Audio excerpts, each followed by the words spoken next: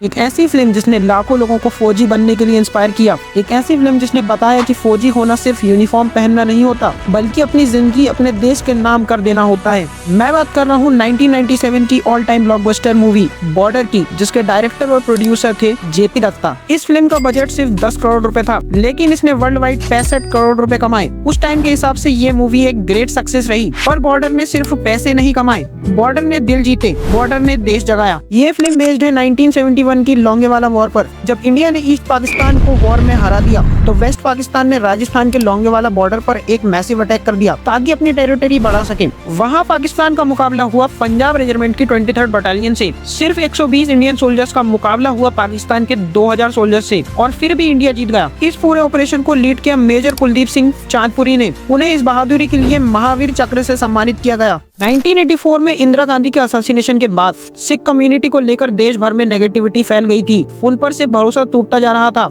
हजारों इनोसेंट सिखों को मारा गया। पर बॉर्डर मूवी में सनी देओल के मेजर कुलदीप सिंह वाले रोल ने लोगों के दिलों में सिख कम्युनिटी के लिए रिस्पेक्ट और प्राइड वापस से ला दिया। लोंगेवाला वॉर में 2 इंडियन सोल्जर्स शहीद हुए और पाकिस्तान के 200 सोल्जर्स मारे गए। ये नंबर सिर्फ स्टेटिस्टिक्स नहीं है, ये खोई हुई जिंदगियां हैं जो इस जंग का परिणाम है। बॉर्डर मूवी की शूटिंग जैसलमेर और बीकानेर के थार डेजर्ट में लोंगेवाला बॉर्डर के पास हुई है, जहां का टेम्परेचर 40 से 50 डिग्री सेल्सियस होता है। ना एसी ना कंफर्ट, सिर्फ रेत, गर्मी और एग्जॉशन, जो इसे एक टफेस्ट लोकेशन बना देता है शूटिंग के लिए। इंडियन आर्मी ने फिल्म को फुल सपोर्ट दिया। सीजीआई उस टाइम एडवांस नहीं था, इसीलिए real tanks, real guns, real fighter jet, real army officer सब असली थे। रियल एक्सप्लोजन्स भी आर्मी सुपरविजन के अंडर हुए, इसीलिए बॉर्डर मूवी अभी भी रॉ, रियल और पावरफुल लगती है। जेपी दत्ता ने ये फिल्म बनाई अपने छोटे भाई दीपक दत्ता से इंस्पायर होकर, जो इंडियन एयरफोर्स के ऑफिसर थे और लोंगेवाला वॉर का हिस्सा रहे। 1987 में दीपक दत्ता एक मिड एयर क्रैश में शहीद हो गए। बॉर्डर सिर्फ एक फिल्म नहीं, जेपी दत्ता का पर्सनल ट्रिब्यूट भी है। विंग कमांडर एनडी बाजवा का रोल पहले संजय दत्त को मिलने वाला था, लेकिन बॉम्बे बम ब्लास्ट के अंदर नाम आने के कारण ये रोल जैकी श्रॉफ को मिल गया।